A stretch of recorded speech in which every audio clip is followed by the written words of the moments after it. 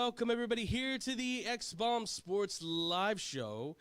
My name is Andrew Valentin, and I hope you're all having a fabulous Friday. We are, of course, coming to you live here from the Illinois Media School here on the O'Hare campus. And ladies and gentlemen, I hope you all are having, again, a wonderful day. I hope you all had a fantastic holidays. I know we were not able to get a show in, unfortunately, before the holidays, but do not fret, ladies and gentlemen, because we still have some news to go over. But that news is going to come in the form of the Short Fuse Fridays. Yes, ladies and gentlemen, that is correct.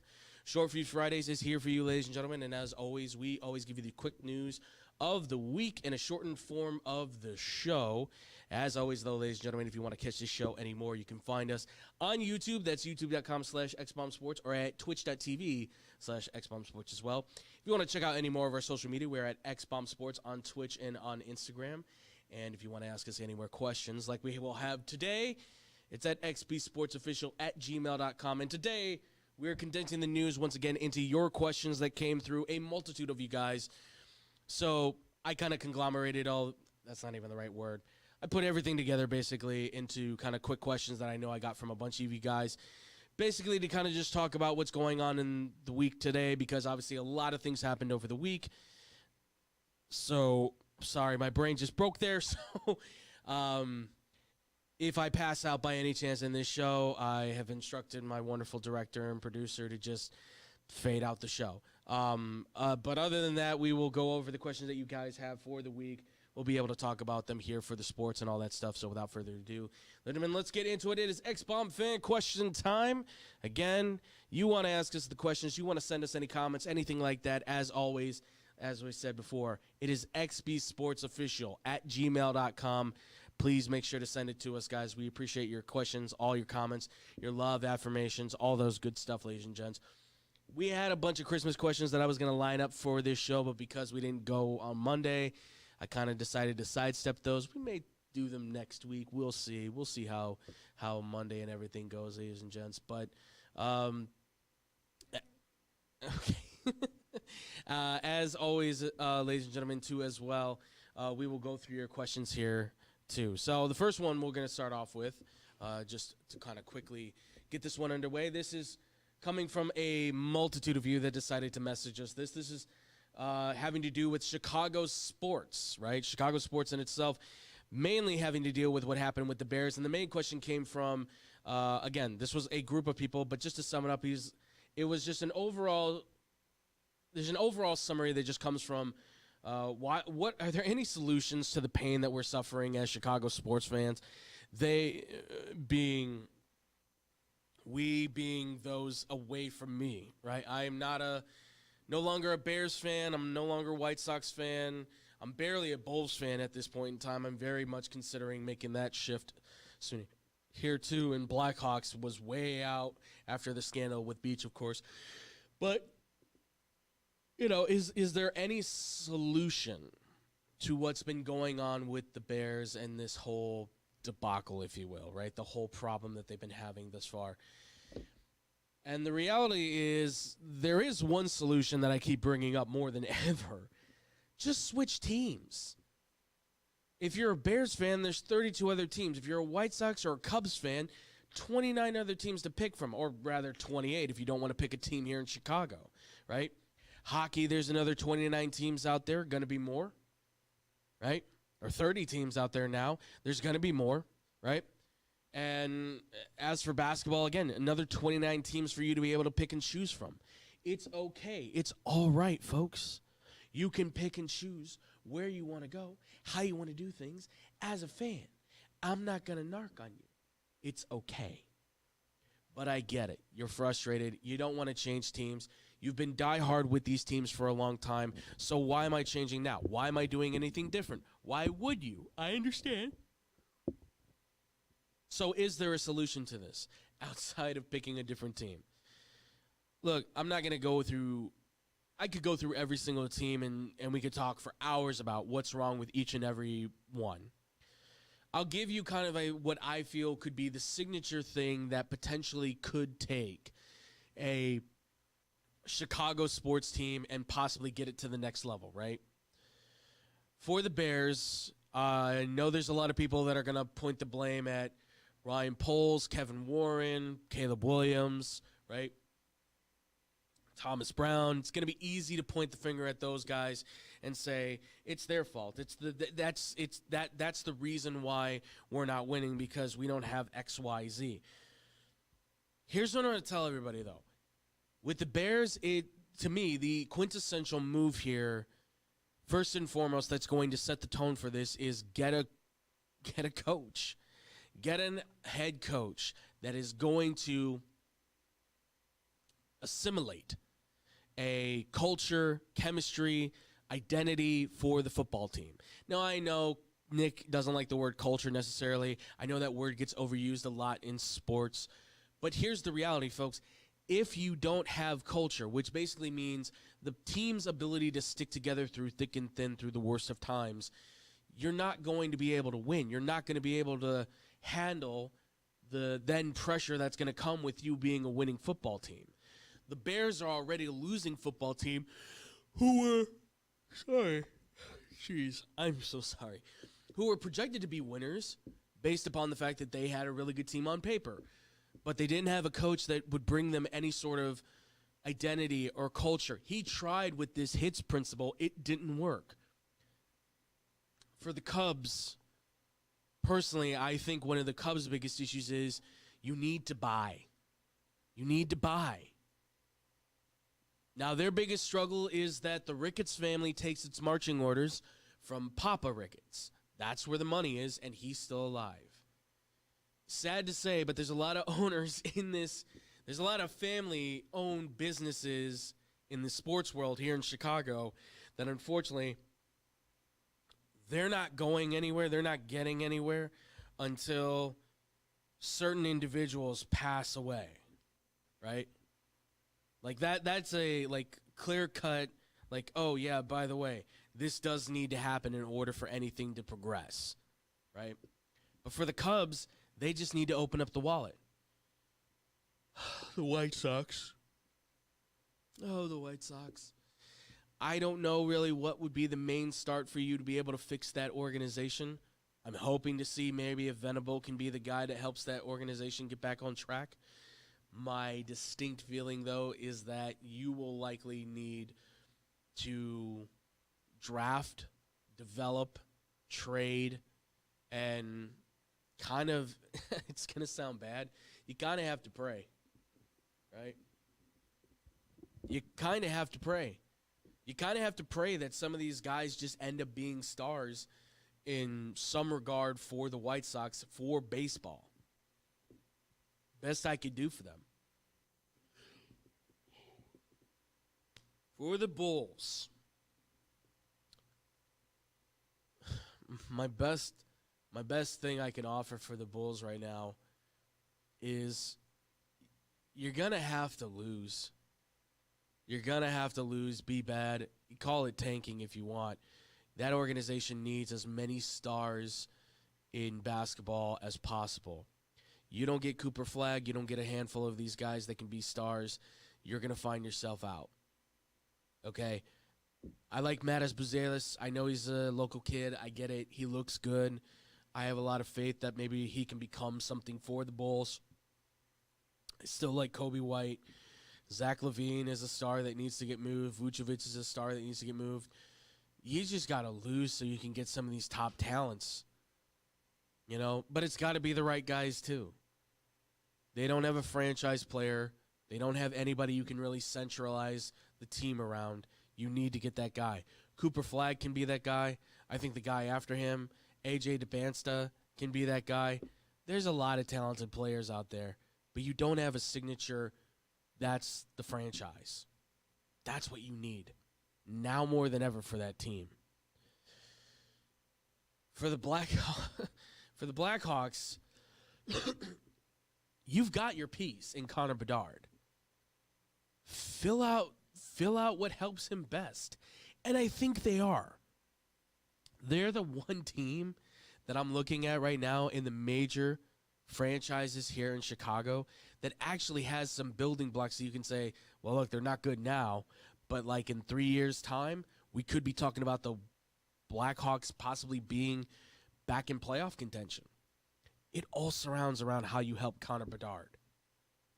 Get him weapons, get him opportunities on the defense, get a goaltender for crying out loud. Get the best guy in net possible, and this team will be fantastic. And I know these are very broad statements to make in some regard. I get that. But for the Blackhawks, it's really, they could be on the cusp of something good. You just need to get the right guy in there that can develop those pieces and keep Connor Bedard alive. Plain and simple. So, is there any solution to helping cure your fandom's craziness and obsession about what's going on in this city? You know, the suffering, if you will, of Chicago, the Chicago suffering. I don't know if there's a central ideology of what you can follow to be a better fan, to be in a better mindset. Honestly, the best thing for you might be walk away from TV for a little while. Don't look at your phone looking at the scores, right?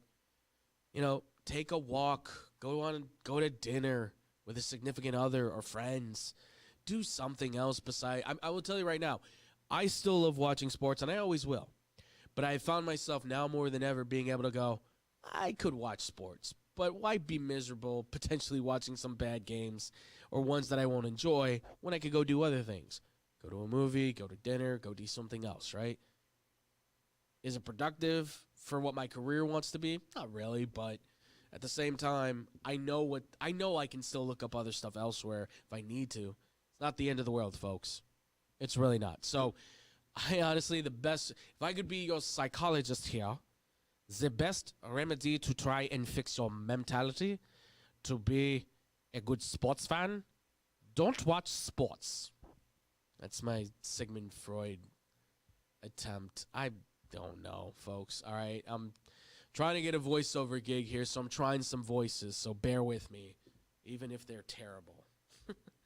But thank you guys so much for that question. I appreciate it. So the next question we got, this came from a multitude of you guys asking, basically, if I was not only going to watch the Netflix Christmas games, but what I then thought of the Netflix Christmas games just, over the last few days.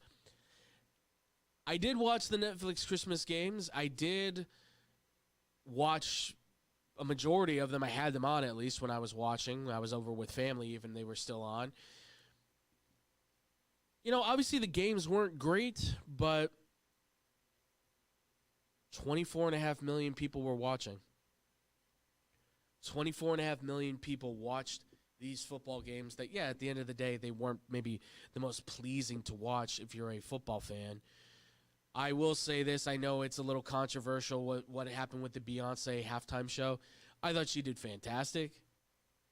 Thought Post Malone and Blue Ivy, I thought it was a good show. I have not watched a halftime show really for a Super Bowl or anything like that in a while. She was good. She was good. I mean, it's Queen Bee, right? Can't go wrong there, I don't think. But I thought it was good.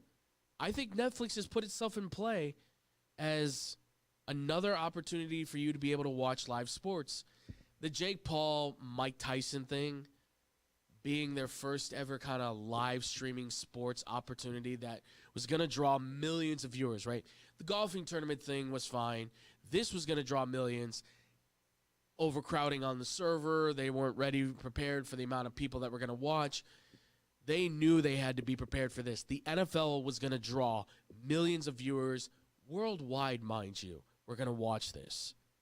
And they did. And as far as I know, everybody was kind of like barely having any problems.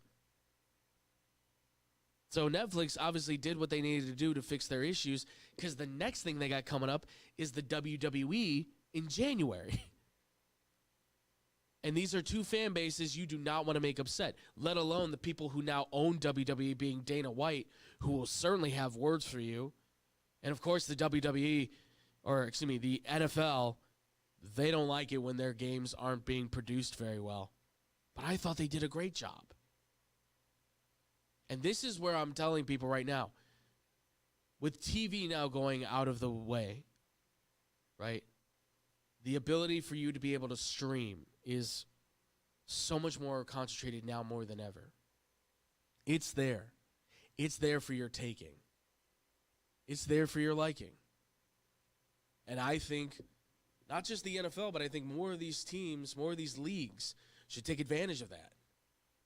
I mean, as long as, look, I like Netflix, but I don't know how others feel about it, but I feel like there's a lot of crud that gets put on there. There's a few gems here and there on Netflix, but there's a lot of crud you sometimes have to sift through. And I've watched some of the crud because it either looks so bad it might be good, and then it just turns out to be, yes, it's good, or yes, it's bad. Sometimes I think it's good, and it ends up actually being pretty good. It's really hard, though. It's a very hit-or-miss situation. So I think Netflix is moving in a good direction with this. I'm afraid that though more live events like sports streaming and stuff may lead to more surcharges through Netflix, which will become a problem. But, hey, look, if this is what it's going to be, if this is how good it can look when they're at their full power, I'm okay for it. I don't see why people don't have more opportunities than with Netflix. I don't see why more leagues don't take opportunities. The documentaries on there have been great, right? A lot of those have been very good. The NFL just showed that a live stream service of the games can actually work. I think it could be a great idea. I thought everything you saw there was brilliant. Or maybe not brilliant, but it was very good. It was enough to be able to say to me, hey, they go back on Netflix. I'm more than willing and more than down to do it. 100%. Let's go. Let's get more of that. Tell you right now, the NHL moved on there. Think they'd have a really good viewership. Major League Baseball, yeah, you bet. I say the more the merrier. Not streaming sites, but the more that streaming sites are used as live streaming opportunities, the better. Thank you guys so much for the questions. Appreciate it so much, guys. All right, the next one.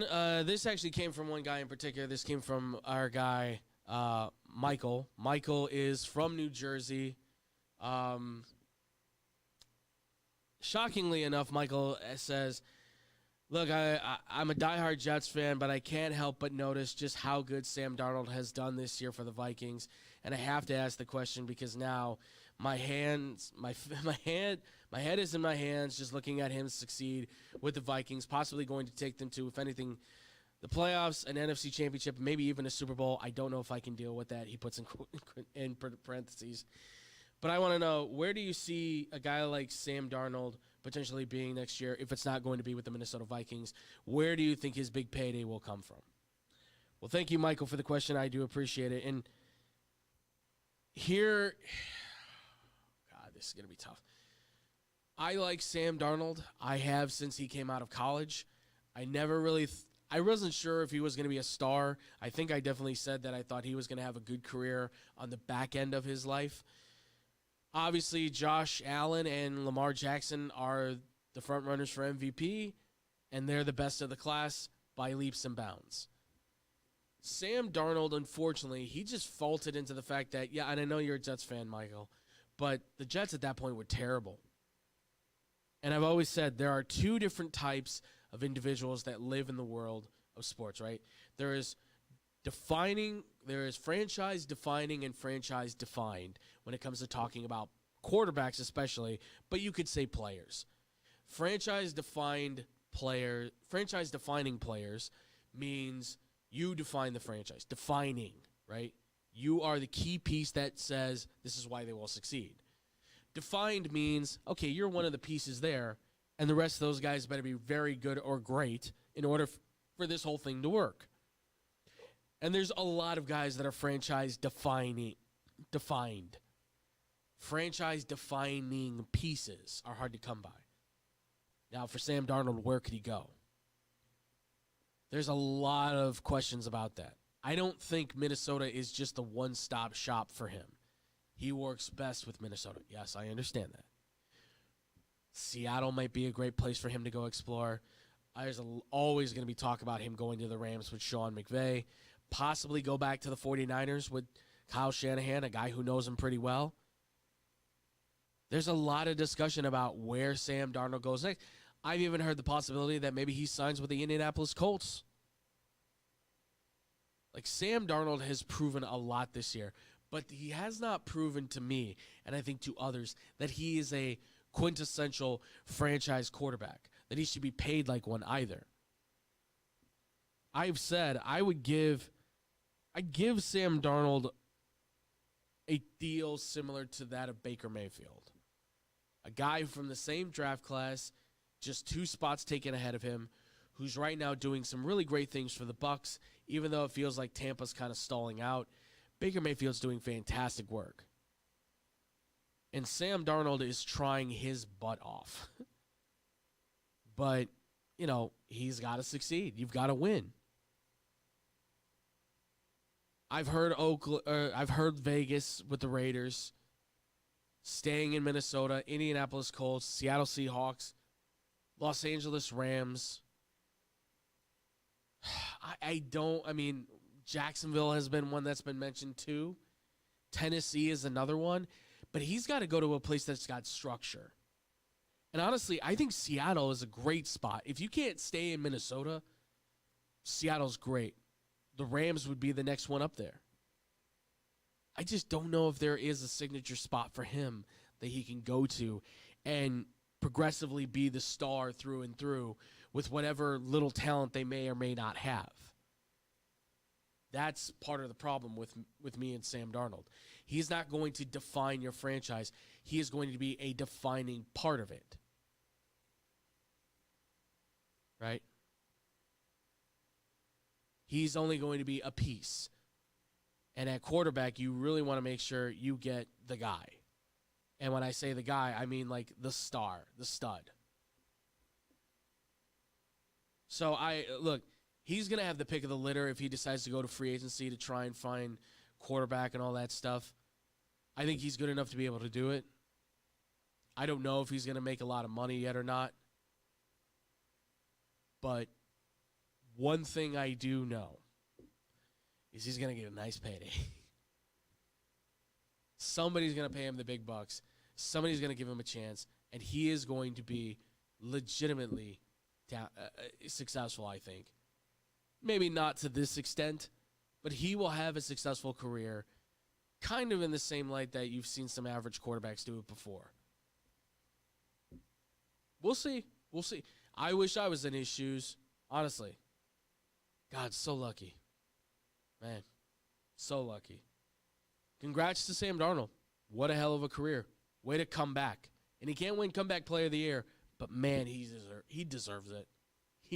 He came back from obscurity, and now there's some that would argue to say, look, he should at least be in like the top 10 for MVP conversation. Fair enough. Totally fair. All right, next. This came from, again, this was a multitude of individuals. Boy, a lot of you complaining about the college football playoff situation and what's going on there, you know, and basically just asking the question, what do I think about it? Do I think it's really been a success after what happened last week with the college football playoff, where if you didn't see, every team that had home field advantage in the first round of the college football playoff won their game and won it by a significant number.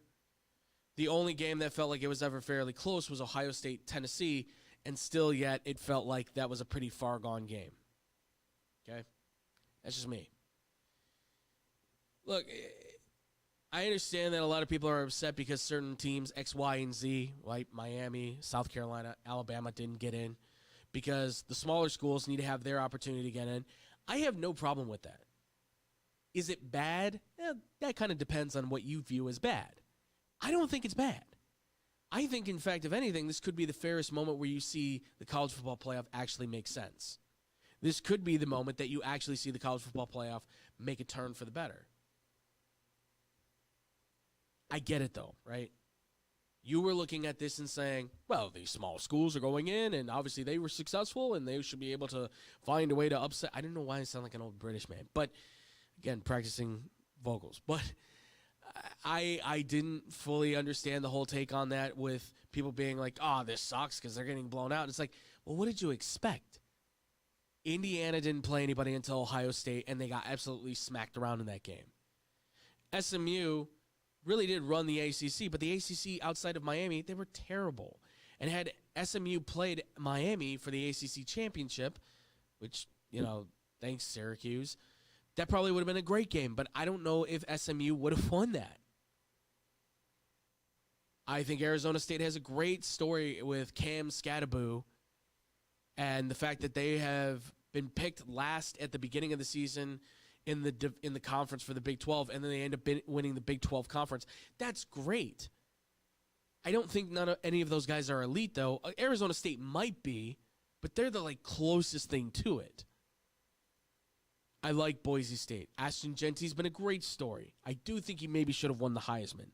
But, folks, Boise State's a one-trick pony. Run the football, and that's it. Or a one-trick Bronco, if you will. Terrible joke. Look, I root for the little guy as much as I can. We all do. But if the small guy is not going up against the big dogs on campus, it's not going to happen. I don't see it happening. This isn't going to be where, the underdog's going to come out from the top. No, not going to happen. The NFL is college football is what it is. Top ones will always manage to find a way. Reason why Indiana loses to Notre Dame is Notre Dame has a bunch of guys on that team that are 3- and 4-star recruits that are hungry to play college football, and a bunch of them are going to go to the NFL, if not now, at some point. Indiana's, I'm sure, going to have some guys too, but nowhere near the same level as Notre Dame. SMU, we love SMU. SMU's great. SMU's fantastic. They have a lot of great energy. But, man, you put them against Penn State, a defense that is complex, fast, aggressive. It's not the same. They don't play the same. They don't act the same that they have seen before. And it becomes a very difficult back and forth. It's a struggle. I get it. You don't like it because the games looked very weak. I mean, Tennessee, kind of the writing was there on the wall at the very beginning, right? They're taking on Texas, but Texas is pulling away. Why is Texas pulling away? Because you got a freshman quarterback in there, and Nico Iamaleava. I butchered his name there. Iamaleava. There we go. That, unfortunately, he's in his first college football playoff. That's going to be a hard one to fight through. Sorry. You're not going to win that battle every time. This round will be very good, but I don't agree with the bye week stuff. Perhaps moving to 8 games, teams might have been better so that everybody plays. Maybe expanding to 6 teams might be the better route. No more bye weeks. Everybody plays everybody. Make it more like it is in high school and in college at the lower levels, right? Pop Warner, all that stuff. I get it. I do. You're frustrated. You're angry. You're going, see, I told you. But, folks, come on. Come on. You're telling me that this is really going to be the worst of it? Man, not too bad for the worst of it, I got to be honest. I could deal with this. College football playoff-wise, I could deal with this for sure. So I don't know where the outrage and the anger is coming from other than people coming with blind fury to say, well, this isn't what I wanted. Of course it's not what you wanted. You wanted to see great scoring games and upsets. You want to see the little guy win, except you want to see the big dog play in the championship game because you know that's going to sell. Because the moment a TCU or Cincinnati or any of these other small schools, if you will, get into that championship game and they get blown out, you're going to complain. So where's the win on this? There's no win, and you cherry pick. So part of this is going to be on you, the fans. Accept for what is and be prepared for what will be. College football has changed completely. It's here to stay. Get with it or get off the boat. Plain and simple. Thank you guys for the questions on that. And the last question I want to answer, because I thought it was a good one. This is just a day-to-day question. This came from Montrell. Montrell asked us the question. He said, I want to know for your guys' sake, blow the whistle, X-bomb, whatever the show may be, if you guys had the opportunity to change careers, which would it be and why? Okay. Fair. Fair enough. So what career would I choose if I had the well, first off, my career, I guess I have a career. It's kind of shaky ground right now. I'm in the midst of getting to my career, I guess. I'm working on it still.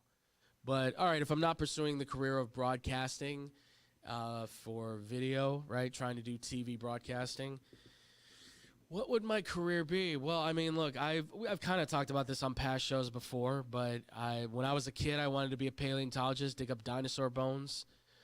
So, but I figured out very quickly that that's a very hard career to get into. I think probably I may have gone the route of, I'll say I've got 3 that I probably would have done. I probably would have tried to become some sort of a writer. I've always been big on writing. It's been something that not only comes easy to me, I dare to toot my own horn, if I will, which is kind of foreshadowing. But I'm pretty good at it.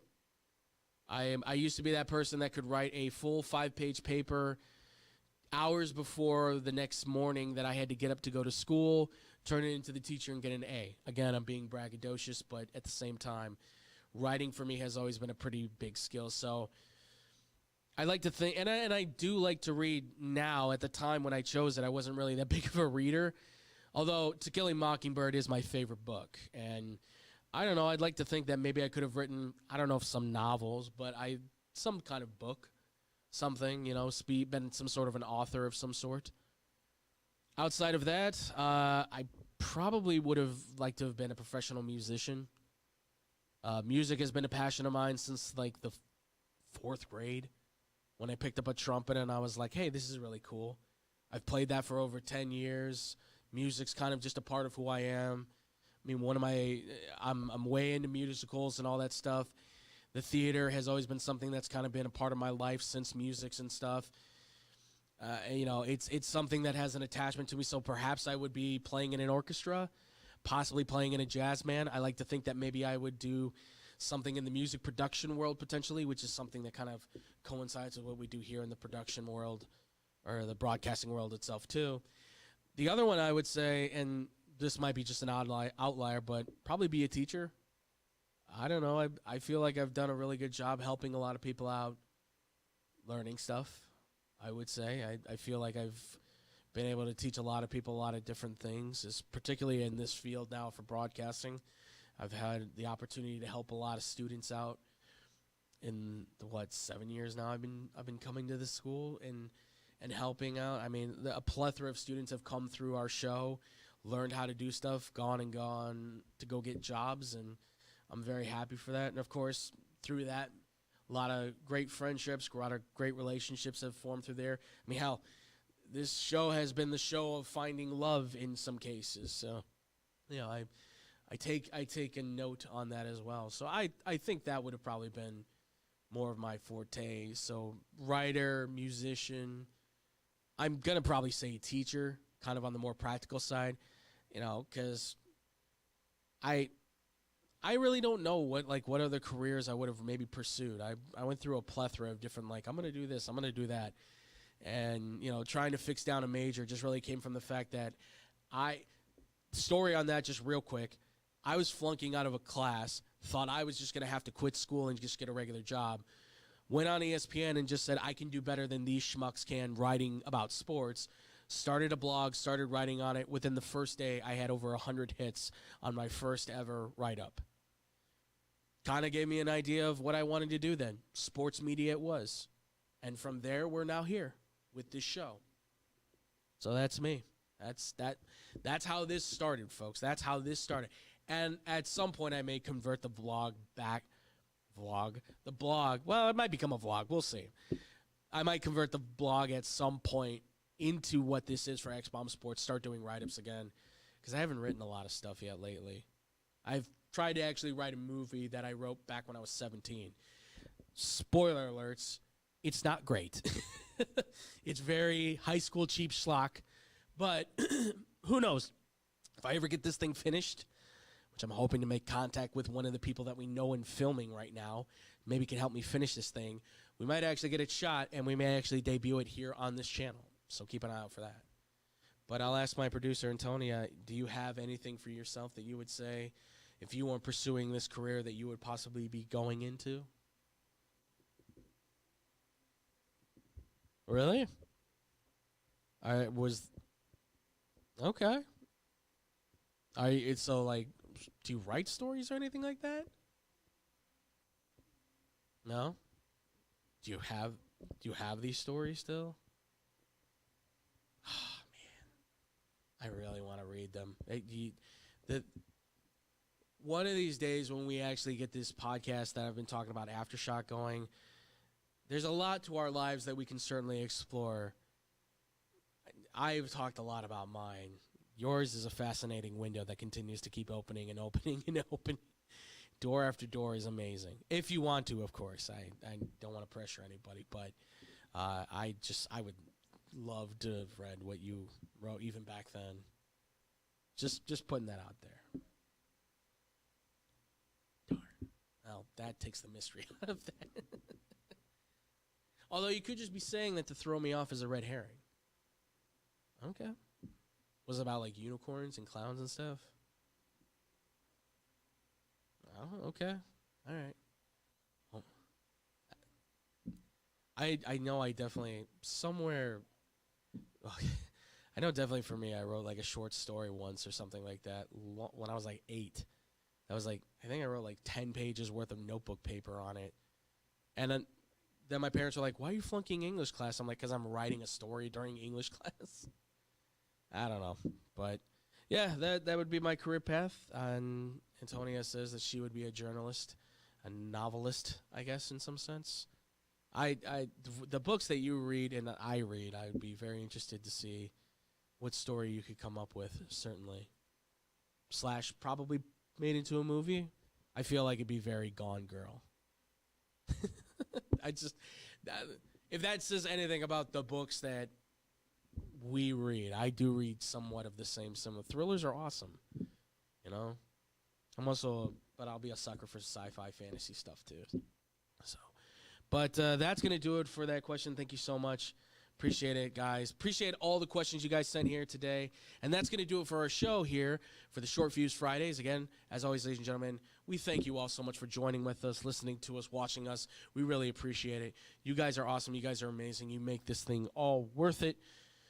If you guys want to check out any more of us, we are at XBomb Sports on YouTube and Twitch. That's youtube.com/XBombSports and twitch.tv/XBombSports. If you want to check out any more of our social media stuff, it is at Instagram, Facebook, and Twitter at XBomb Sports, where you can follow all of us, like, and subscribe, by the way, on those channels as well if you want to check us out any more, guys. And obviously, too, any questions, comments, things like that, like we just answered, that is xbsportsofficial@gmail.com. Make sure, too, as well, ladies and gentlemen, Bad Karma Wrestling every Friday right here, 11 o'clock, 11:30. The boys are going live. It's David Dykstra, Nick Johnson, talking all your wrestling world needs and necessities for you in the news world. So please make sure to go check it out. Check out the video we just did with them. It was a great fun time, guys. They were doing all the stuff for AEW and WWE. Going to be a lot of fun this week.